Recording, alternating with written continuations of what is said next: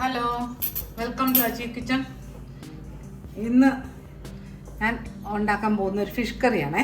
നല്ല ഫ്രഷ് വറ്റ കിട്ടിയിട്ടുണ്ട്. അതിൻ്റെ തൊലിയൊക്കെ എടുത്ത് കളഞ്ഞ് ക്ലീനാക്കി കടിച്ച് വെച്ചിട്ടുണ്ട്. പിന്നെ അതിന് വേണ്ടിയിട്ട് ആദ്യം കുറച്ച് മസാല തയ്യാറാക്കണേ. അതിന് വേണ്ടി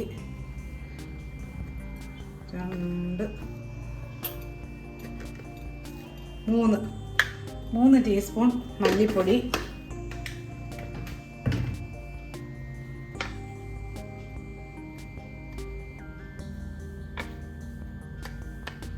2 ടീസ്പൂൺ മുളക് പൊടി, മുളക് പൊടിയാണേ.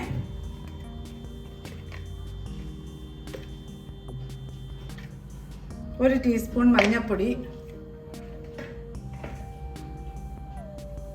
1/4 ടീസ്പൂൺ ഉലുവാപ്പൊടി,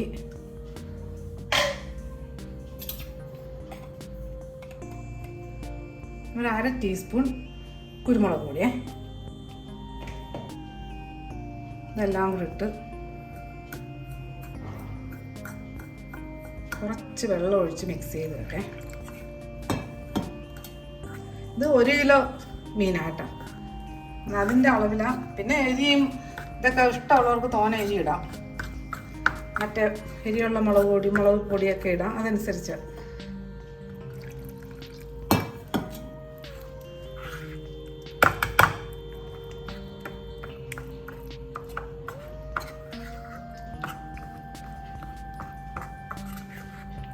ഇതിങ്ങനെ കുഴച്ച്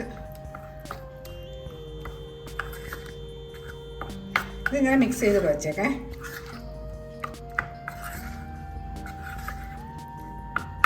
ഇതിട്ടിരിക്കട്ടെ. ഇനി നമുക്ക് അടുപ്പ് കത്തിക്കാം.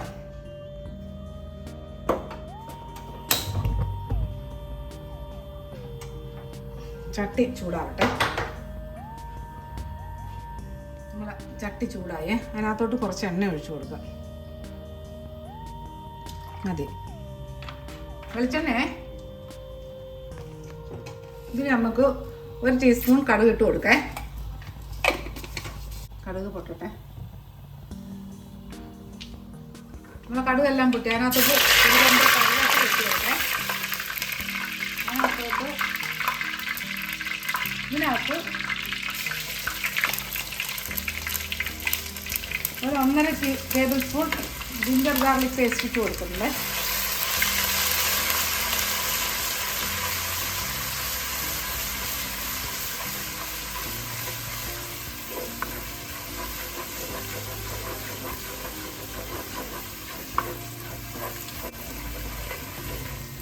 ഇതിലോട്ട് ഞാൻ ഒരു ഇടത്തരം 2 സവാള അരിഞ്ഞ് വെച്ചേക്കുന്നേ, അതിട്ട് കൊടുക്കാം.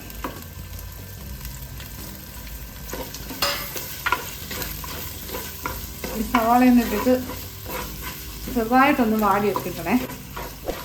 അജി കിച്ചൺ സബ്സ്ക്രൈബ് ചെയ്യാത്തവർ സബ്സ്ക്രൈബ് ചെയ്ത് ലൈക്ക് ചെയ്ത് ഫോളോ ചെയ്ത് ഷെയർ ചെയ്യാൻ മറക്കല്ലേ. പിന്നെ സബ്സ്ക്രൈബ് ചെയ്തവർക്ക് വളരെ വളരെ നന്ദിയുണ്ട്.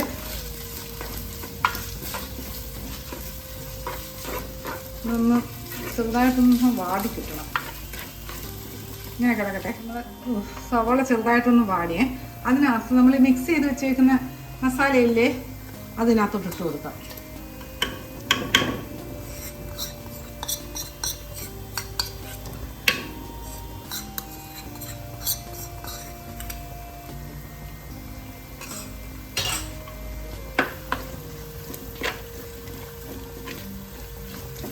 ഇതൊന്ന് ചെറുതായിട്ട് ഒന്ന് വാടട്ടെ.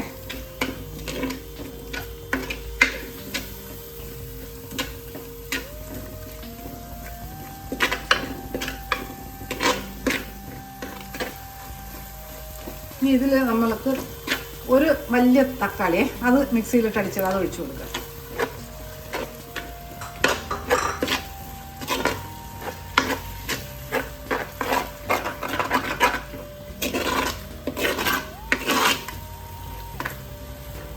ഈ തക്കാളിയുടെ പച്ച മണം ഒന്ന് മാറണം. ചോറിന് പറ്റിയൊരു കറിയേ, ചോറിനും കപ്പയ്ക്കും ഒക്കെ പറ്റിയൊരു കറി.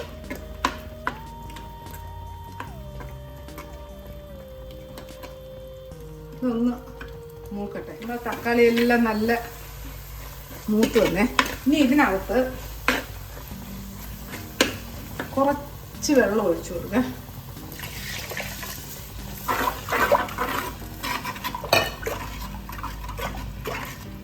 കുറച്ചുകൂടെ വെള്ളം ഒഴിക്കേ.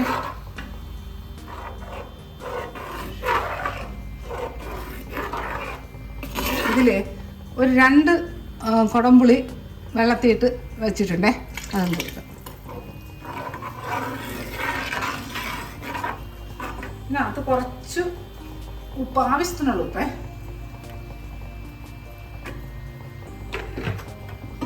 ഇതിനകത്തോട്ട് കുറച്ച് വെള്ളവും കൂടെ ഒഴിക്കാം.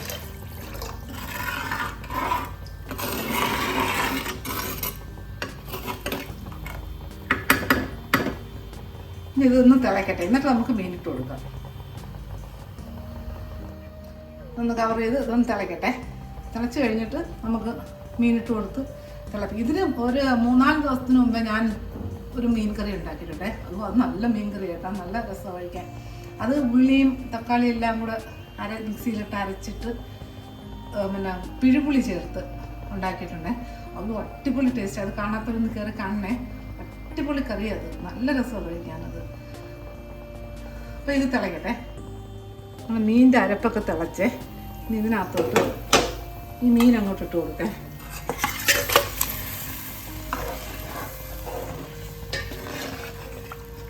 ഇതിനകത്ത് ഒരു 2 കറിവേപ്പിലയും ഇട്ട് കൊടുക്കേ. ഈ മീൻ ഇട്ടതിന് ശേഷം നല്ലതുപോലെ ഒന്ന് വെട്ടി തിളച്ചതിന് ശേഷം പിന്നെ ഒരു മീഡിയത്തിനകത്ത് ഇട്ട് കൊടുക്കേ. തീ കുറയ്ക്കണം. അപ്പം തീ ഫുള്ള് കിടക്കുക. ഒന്ന് വെട്ടി തിളക്കട്ടെ. തിളച്ചിട്ട് മീൻ ഇട്ടതിന് ശേഷം ഒന്ന് തിളയ്ക്കണം. എന്നിട്ട് തീ ഒന്ന് മീഡിയത്തിൽ ഇട്ട് കൊടുക്കുക. തിളച്ചിട്ട് നമുക്ക് തീ മീഡിയത്തിലിടേ. മീഡിയത്തിലിട്ടിട്ട് ഒരു 3-4-5 മിനിറ്റ് ആ തീ കിടന്ന് വേവണം. 5-6 മിനിറ്റ് വേണം, മീൻ വേവണ്ടേ. നമ്മളെ കറി നല്ലതുപോലെ തിളയ്ക്കുന്നുണ്ട്. ഇനി ഞാൻ തീ കുറയ്ക്കുക കേട്ടോ, മീഡിയത്തിലാക്കുക. വേണ്ട, ഇനി ഇങ്ങനെ കിടക്കട്ടെ, മീഡിയത്തിൽ കിടക്കുന്നത് ഒന്ന് വേവട്ടെ.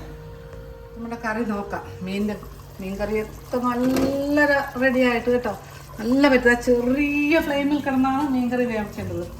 ചെറിയ തീയിടും, എങ്കിലേ മീൻ ടേസ്റ്റ് വരുത്തുള്ളൂ.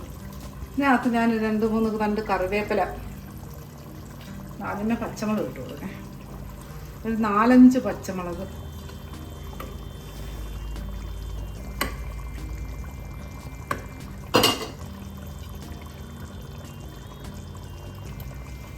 ഇതിനകത്ത് കറിവേപ്പിലയും കൂടെ വെച്ച് കൊടുക്കേ.